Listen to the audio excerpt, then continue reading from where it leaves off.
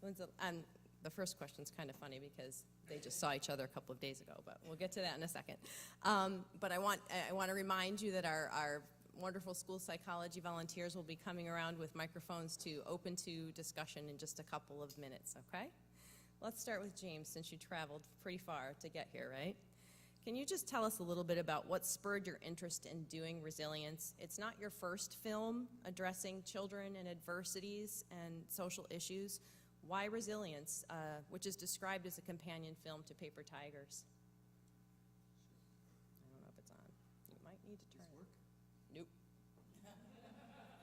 Or did you hear it? This one is working. Try it again. Yours working? Yes. We'll just share. No, you're not. Tech people. Let's see if I can get this. There we go. Hello? Yeah. There we go. Hello. Okay. There we go. So, you know, when I did this film, first of all, you know, the real company behind this particular film is called KPJR Films. I do have another hat with the Redford Center, equally as important to me, but this film was made in a company called KPJR Films. KPJR is Karen Pritzker, James Redford. Karen Pritzker isn't here tonight, but none of us would be here without her commitment to these sorts of issues. She's a lifetime advocate for the wellness of children and sound education. So it's really in partnership with her that I did the film about dyslexia. And at the core of the film about dyslexia, and the point there was to clear up some myths and misconceptions about what dyslexia is and isn't. Things like, well, 1 in 10 people walking on planet Earth have some degree of dyslexia, and yet most people don't understand what it is. At the core of all that was really sound science, really sound, important science that was breakthrough science, specifically with magnetic resonance imaging in the early 90s. And the feeling was that when you have a breakthrough in science that can underpin a really important shift, it's just fertile grounds, you know, to really help push a better story forward. And with that in mind, you know, Karen sent me the Adverse Childhood Experiences study with a Post-it note on it with about 3 exclamation points. And that's really all it took, coming from what we'd done together and how we both felt about the credibility of sound research that's been peer-reviewed but carries enormous social impact. And, you know, core underneath all of that was just, I was deeply saddened by that research. And the problem with the challenge was, okay, so now we have a better understanding of something that can be very daunting and sobering. What do you do about it? And for a while, it took me a while to sort of come to grips with. I didn't want to make a funeral dirge, you know. That doesn't help. In my opinion. Sometimes you need to ring the alarm bell, but, you know, less and less so, I believe.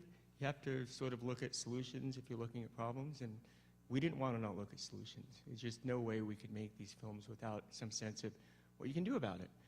So in doing that, really, we did the 2 films. And you mentioned Paper Tigers, and that's sort of a verite documentary that looks at the educational landscape and what do you do differently if you understand this science and you interact with at-risk teens differently as a result of it.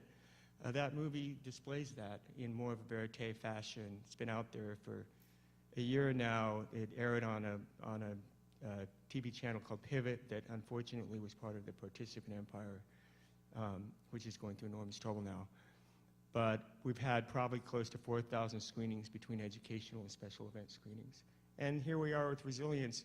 Resilience is really meant to be a helpful tool for anyone that feels like in their community this information can help them do what they do and be a helpful tool to education, however large or small, you know, the community or the individual, foundation, organization, school, you name it.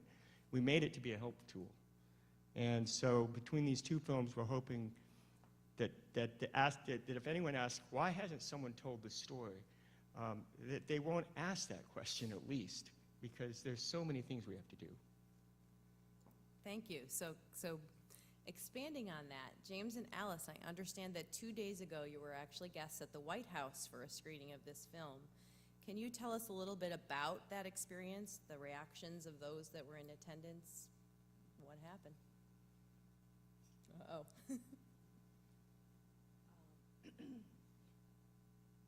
Well, it was an interesting evening, actually, because a lot of people, I think, who were on the panel were really saying goodbye to their 8 years of work. It was hosted by the Office of Juvenile Justice, and a lot of the leaders from there.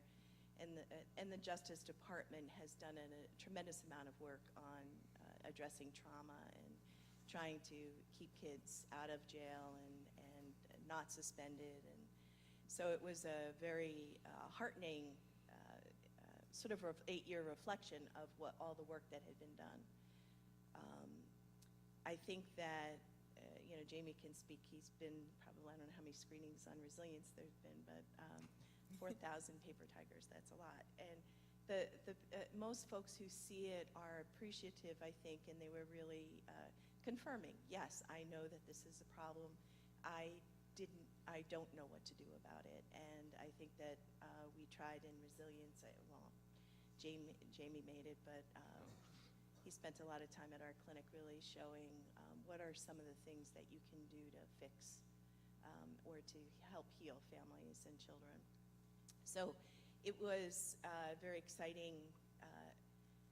It was the woman who was the chief of staff for Michelle Obama, it was the Commission on Women and Girls who spoke, and she was really very, very clear that this mission of healing from trauma was going to continue for many years forward. So. I agree with everything she said. I would just say that walking around D.C. is like walking around in a city that in the aftermath of some sort of bomb. It's intense. And, I don't think we had the freedom yesterday to go there in that room. It wasn't appropriate. I mean, the dignity, that the current White House embraces would be such that, it wasn't a place to deal with all of our feelings. But they were there, but at the same time, I think what I got, talking to people there is that there's a resilience in that community itself, and it's important to remember that a lot of the things that are in place and going on right now, are they going to continue to move forward at the rate they have the last 8 years? We don't know. I doubt it. Is it going to stop it? No. Is it going to maybe not move things along as quickly as we'd like? Probably. But at the same time, it's such a groundswell at the community level as to everything that's being done that's trauma-informed now, that, it would be nice if we had an administration that had, that valued some of these principles, but we can still get there. I believe that.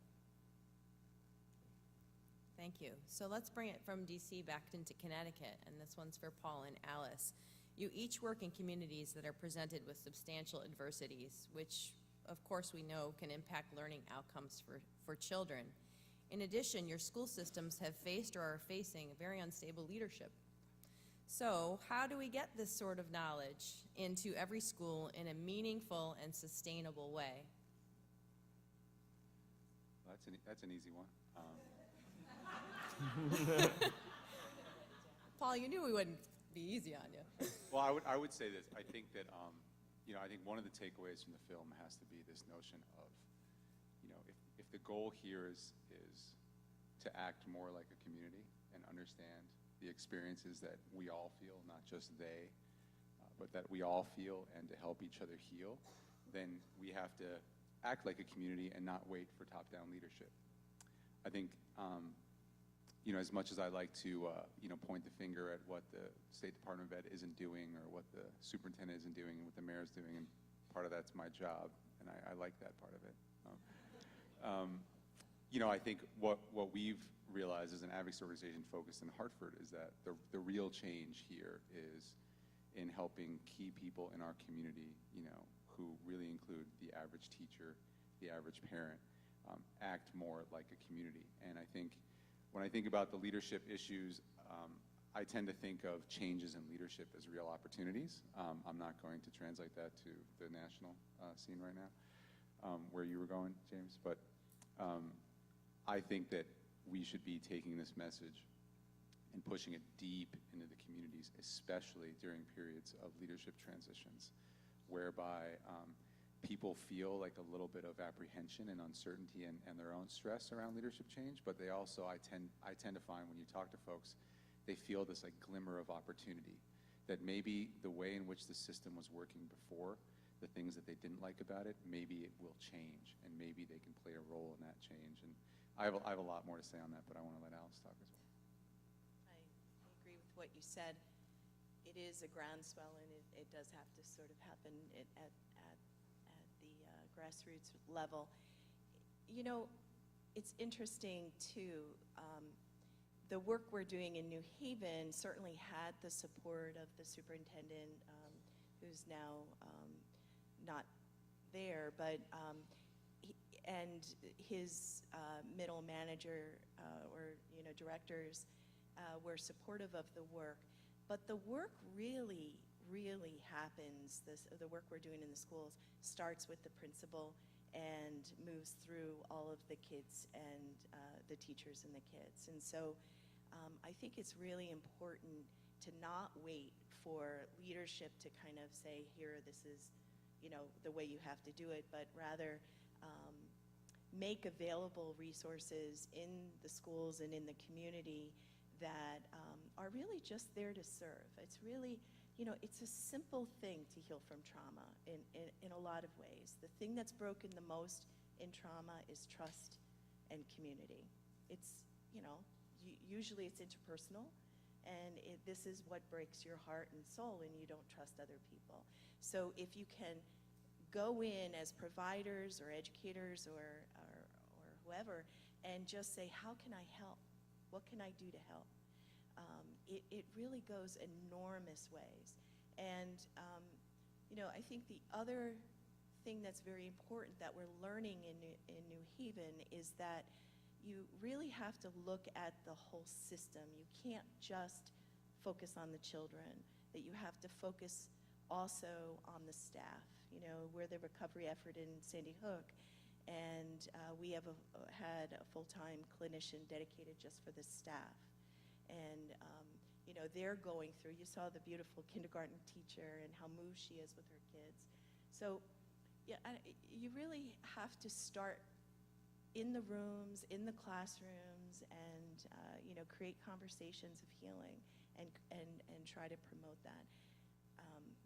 I don't have a large expectation that top-down will ever happen, frankly.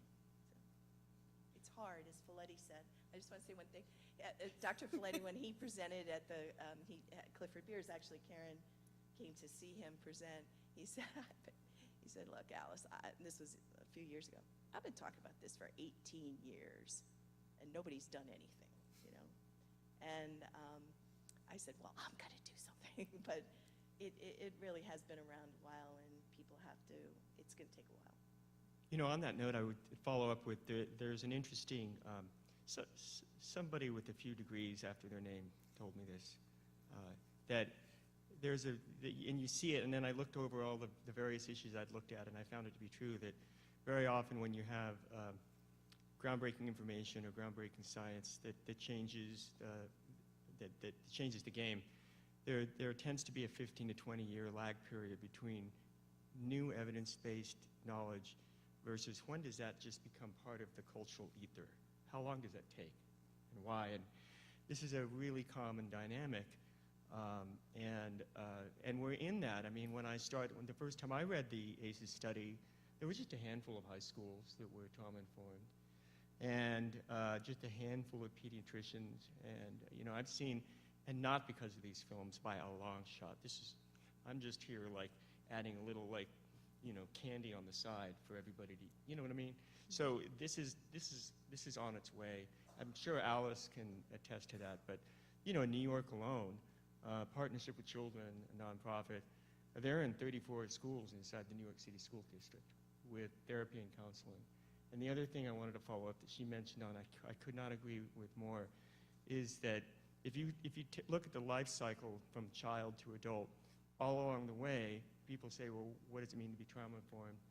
And at each step, it does mean something. You know, a pediatrician does do something differently.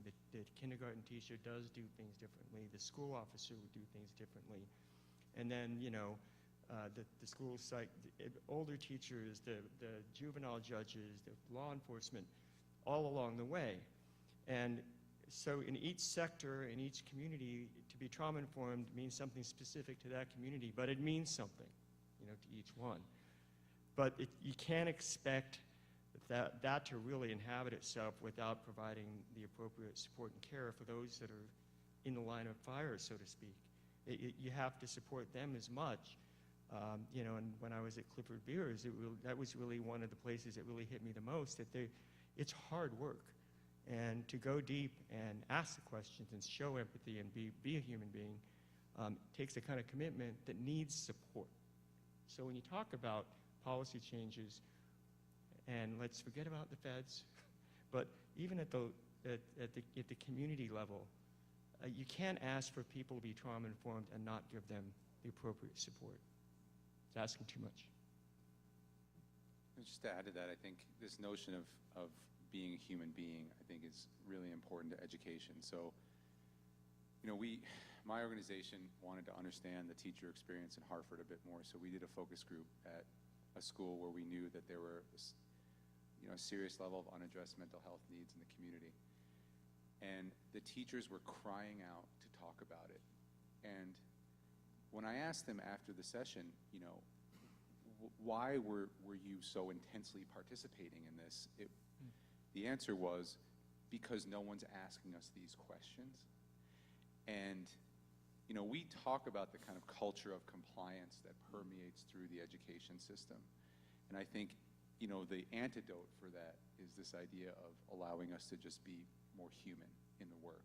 And I think what struck me in the movie and thinking about how to use this and drive deeper conversations in our community is that it provides opportunity, right, to see the human connection happen more and to allow space for it to happen in a culture of compliance. So, you know, when we were doing something with guidance counselors just last week, you know, guidance counselors are slashed in half in Hartford, and they're playing a very important role, less related to interventions, but more related to aspirations of young people. And they talked about the need to produce numbers of college acceptances, you know? So it's like every time they sacrifice time to have a conversation with a child about what they aspire to or what might be a good match for them, they're replacing that time with, I need you to fill out this application and get it submitted so that you can be automatically accepted into the community college and so that we can have. And I asked that counselor the question, who's pushing that on you? Right? And it's this perception, right, that it's the system. I don't want to know about the system and the culture of compliance. I could write that book or read you that book. Who is pushing it on you? And there's this conversation of, well, it's the principal. Well, I know that principal, right? And we have conversations about trying to combat the culture of compliance. And so you have these conversations, and what you realize is that they're not real human conversations. And I think that the important piece that I took away from the film was, this is such an incredible opportunity to just have renewed conversations about the human experience in our school, and not just around the kids and who we serve, but all of us as adults in the community. So. Paul, you answered your own question already, so I'm going to open, we knew you wanted the stage because you didn't get to be a character in the film, right? So we're going to go ahead and open to the audience. We have mics on both sides and students that will walk around and hand them to you, or you can get up and dance and sing if you'd like to.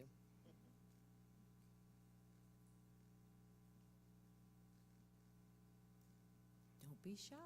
There's one right there. Taylor. Oh, Chris, you're second. Okay.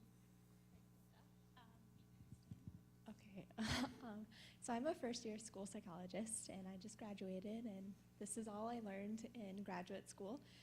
And now I'm in my first job, and whenever something like this happens, when you see kind of ACE indicators in students, in my job it's always a DCF call, and that always can kind of interfere with kind of that rapport in the community that we're trying to build. And as a first-year school psychologist, it's hard to say, well, maybe that's not the best situation because there are all these legal obligations as well. So what is your advice to someone like me who knows all of this, but also has all that legal, principal, superintendent stuff to deal with?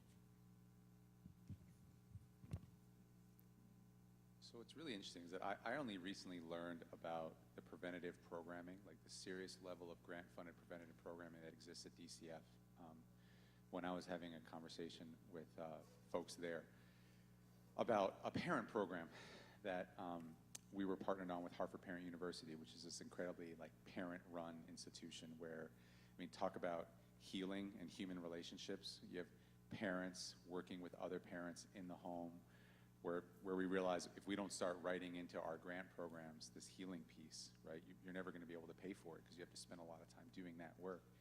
I mean, folks who get it on the ground, we were all surprised to find out that DCF was really hoping that there would be a relationship well before there's ever need to call.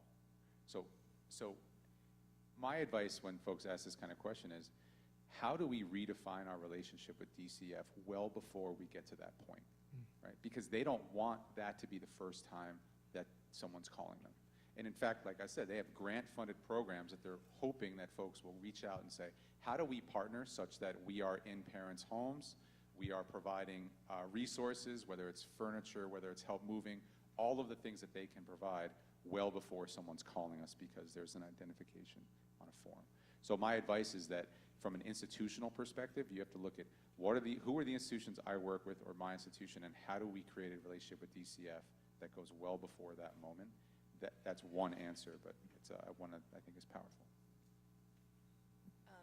You know, DCF is actually funding the New Haven Trauma Coalition, and which I think is one of their examples of trying to intervene quicker and faster before you have to make that call. But I want to say to you, frankly, you know, I don't know what district you're in, but New Haven, Hartford, Bridgeport, North Haven, you know, you're going to be sitting with a lot of trauma, you know, and you're going to be sitting with a lot of hurt and a lot of pain. And frankly, a call to DCF is, you know, you have to, if it's an actual case of abuse or neglect, you're a mandated reporter. But really, what you need to do is be there with it and not try to change the subject. And believe me, that's very hard. And try to hold it and listen, because, you know, frankly, that's all the kid really wants you to know, you know. And the systems we have in place to keep our children safe, you know, are not sufficient. They just aren't sufficient. So you are the safety net for this child. And so, you know, being with it, it's very painful, it's very hard, and you need to take care of yourself, right? And don't get burnt out, because then you'll become an administrator. No, I'm kidding. Sorry, Sandy. She's just getting warmed up, folks, believe me. Okay, I think we had a question on this side.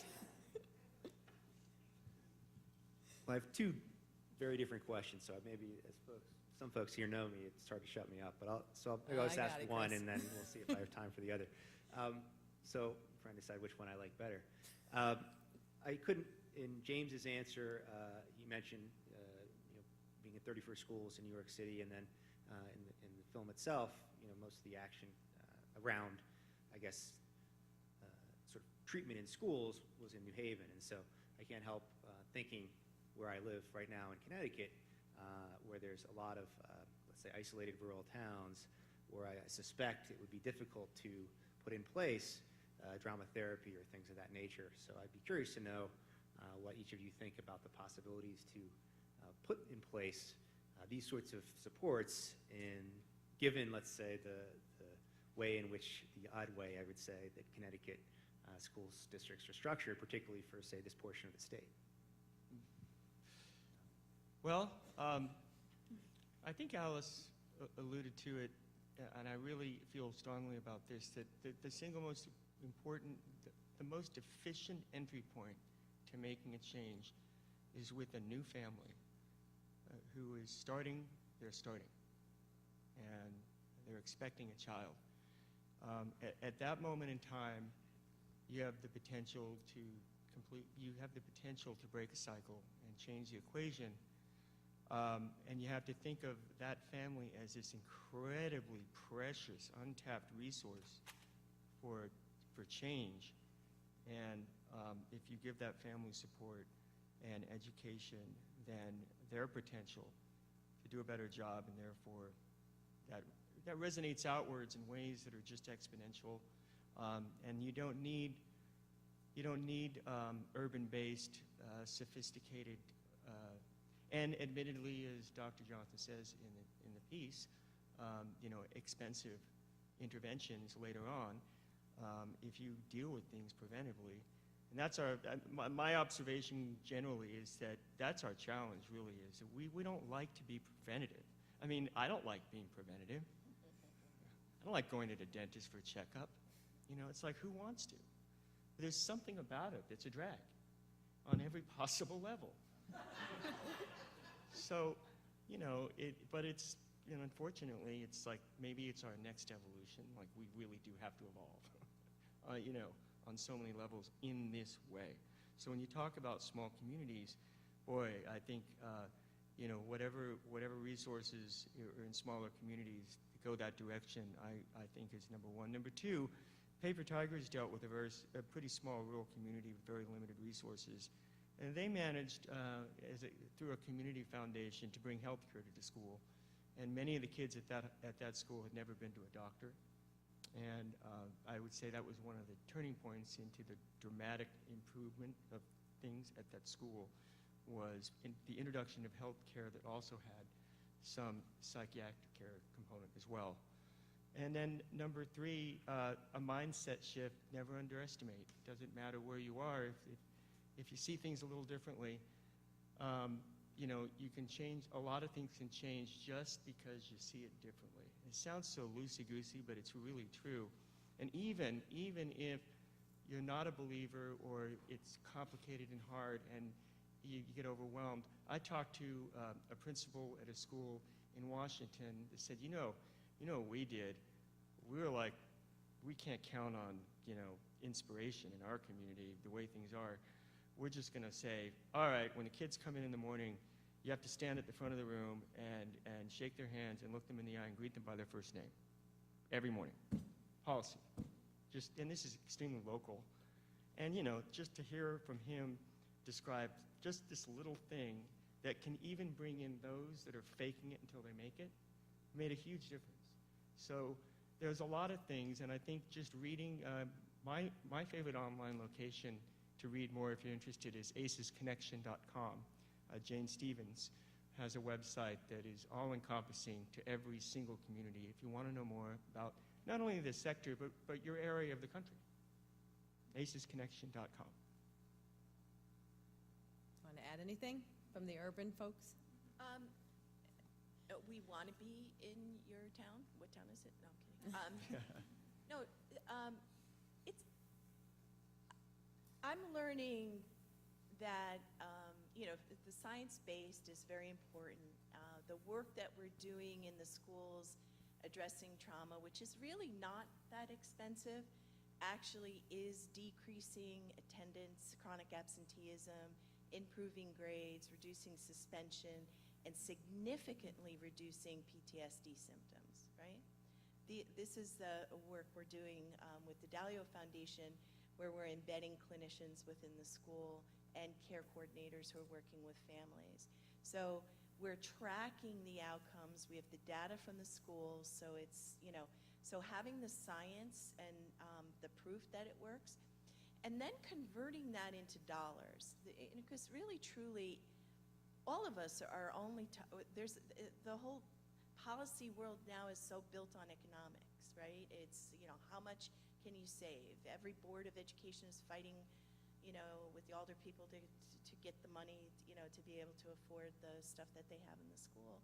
And so we have to have an educational economic conversation around this. This could, and you see in Washington State, saves billions of dollars.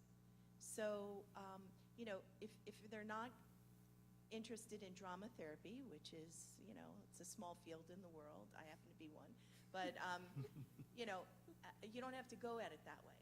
Go at it from the economic conversation. Now, I would just add quickly that, so when you're in a rural area, I think, you know, you're thinking, God, I wish I was in an urban area where there was such a concentration of services. And then when you're in an urban area, you're thinking, God, I wish we just had like one elementary school and one middle school and one high school. It'd be so much easier to tackle this problem. You know, so I'd like to kind of flip that idea of service provision or philanthropic presence on its head and say that in a similar way to what the film was showing, the real way to make change is going to be identifying key people in a community who really care about something and who have others to invest in them.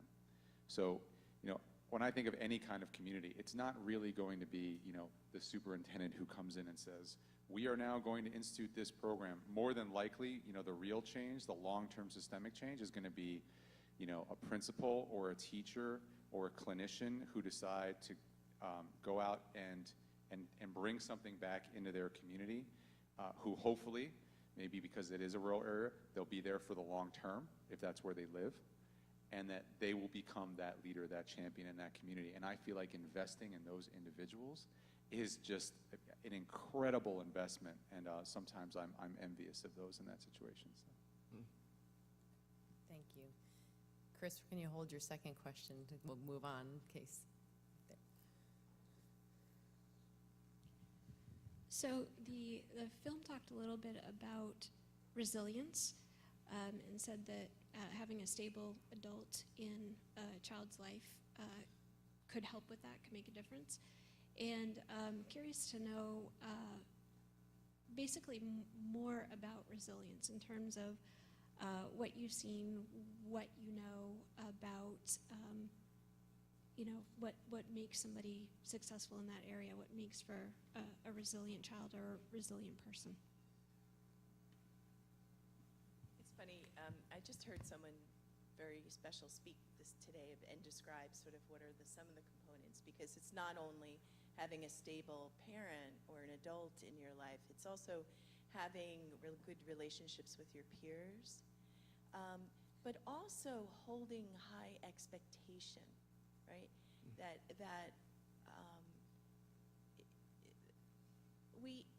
We don't do that very well for our kids, in particular for the kids in settings where poverty is a gigantic issue. You know, it's really like you have to hold this high expectation that you're going to be fabulous, right? And so those are very important components.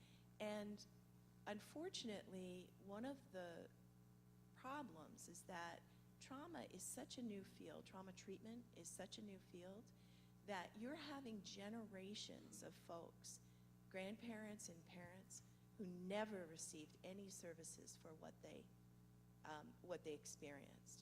And now it's coming around to their kids, and the kids are getting identified and maybe receiving services. But you have to do the same thing for those parents. You have to hold them in high expectation and celebrate all of the wins that they do. I mean, you saw some beautiful families on the film today, and you know, when someone gave them a reflection, you know, well, you're persistent, right? That mom was so, you saw it, you saw the light in her. So having that hope and spirit to pass forward and recognize in the parents and help them feel strong, because they have to be strong and they want to be strong. They so desperately want to be strong for their kids. So I think resilience is not a thing in a person. It's resilient communities, resilient environments. I think we really need to create those kinds of environments that create peer-to-peer adult caring relationships, as well as keeping high expectations. thing I would add to that is going back to my experience in youth development and education as an urban teacher in Washington, D.C. And, you know, I was part of a team of people that got to found a school, and, you know, we just kept talking about how do we make this school feel like a family. And we didn't know what we were doing, to be quite honest with you. I mean, I didn't know what I was doing. I mean, we were going on gut. We had some strong youth development training, and then I was hiring teachers, and I was hiring youth developers first, who became teachers second. But it was amazing to me, and these were kids who were 16 to 24. This was the Youth Build USA model. And it was amazing to me how much healing was happening by providing kind of this stable community to the point where kids just didn't want to leave it, right? I mean, you're expecting older students to kind of graduate and be like, I'm out, like, thank you, I'm gone. And it was like, the anxiety of leaving it was so real. And we just realized that what we are is we are providing a sense of community. And when I hear people, you know, talk about closing schools in an urban environment, just to digress a bit, what really bothers me is when you have people in a position of power and authority who talk about closing schools as if it's like ripping off a Band-Aid, right? It's gonna hurt, you know, there's not much we can do about the pain. We just gotta rip off the Band-Aid as quickly as possible. And there is this kind of patronizing attitude to that, you know, that perspective that completely throws kind of into the fire this notion of a community, right? As if like stability doesn't matter. I mean, so like you'll talk out of one side of your mouth and say, you know, transiency is such a huge problem in our student community. And unless we just need to really just close these schools and uproot these kids. And it's like, you know, you have this kind of like constant kind of conflict of ideas and these double standards in our work. And I think that at the end of the day, it goes back to this notion that, you know, do you understand how to heal, how to build a community?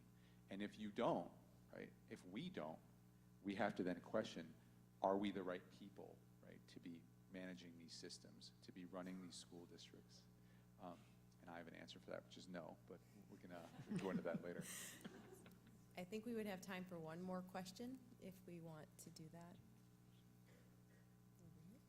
I had a question about, in the movie, the kindergarten students were working with Miss Kendra and writing the letters, and there were some statistics about high schools, and I was wondering what the drama therapy is with the high school students. So the work that the Alive program is doing is, Ms. Kendra is sort of the public health aspect of it, which is really educating kids that no child should be hit and beaten or, you know, touched in their private parts.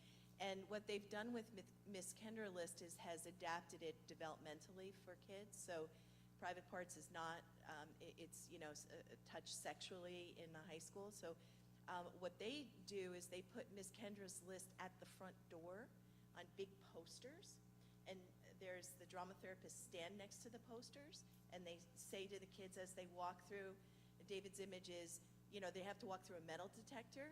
So why don't we actually ask them, you know, hey, were you beaten last night? You know, is there something? And then the drama therapists or therapists are sort of looking at the kid, and if a kid gives them the sort of, they call it the side eye, you know, like, they'll follow up and try to, you know, see the kid.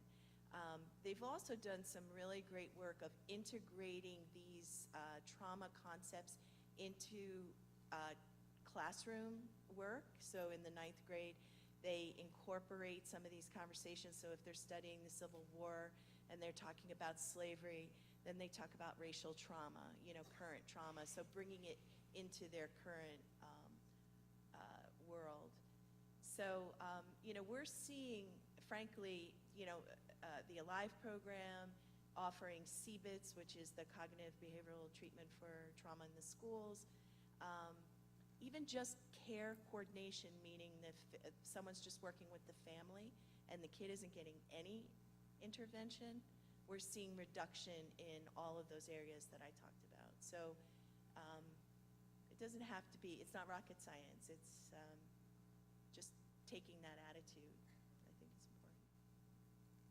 thank you to the audience for all the questions. I'm going to close us out as the host, I guess. I get to pick the final question of the night, and it's to all the panelists. The film presents a clip, so the clip that hits me the most is the clip where the woman says, putting information in the hands of the people so they can invent wise actions. I'm sure you know the clip, right? So thinking about that idea, what are some small things that anyone or everyone in this audience can do to foster resilience and a positive environment? I'm not going first. The best answer ever. Well, it's my answer. Clearly they've done this before. I'm going to show off here. We were at Sundance, and Resilience was shown as the Sundance Festival, and it was an audience of folks who go to the Sundance Festival who are not educated, well, maybe they're educators or nurses or whatever, but Not likely. Not Can't afford to go. and that was the first question was, what do I do tomorrow, right? Like what Okay. I want to leave today and do something. And I'll tell you what you said. He probably Thank you. doesn't remember. He said, okay, go talk to one person that you have not talked to about this, that you think doesn't know it, and tell them about it. Tell someone about ACEs, tell someone about what you learned today, and, pass it forward. Yes, you're all filled up with, I'm going to make a trauma-informed school. Just start to talk about it. Talk about it in your churches. Talk about it to your children. And, talk about it in your, at the dinner table. We have to break through the avoidance of talking about it. Trauma has been it's that for the specialists, and those people over there are going to take care of it. And that's not true. What that does by putting it over there makes a society that tells the victims or the survivors, it's not okay for me to talk about it. So become advocates yourselves and start talking about this out loud. 1 out of 4, 1 out of 5 girls are 1 out of 4 girls, 1 out of 5 boys in our country are sexually abused. You got to talk about this. Yeah, when I quoted that statistic when I was screening Resilience in Padua in Italy, boy, they came after me. It was so fascinating. It was like, no, that's not right. That's not true. And I'm like, dude, I'll give you the website. I'll give you the information. I don't know what to tell you. I don't like it. It just is what it is. And it does create, there's a weird barrier to this truth that, and I will be, I encountered it even in myself. I have to be honest, when I filmed the scene with Miss Kendra in the classroom, I didn't know what was coming. And I had heard about it, and Dr. Johnson has said, there's a program, go there, find out, explore, film.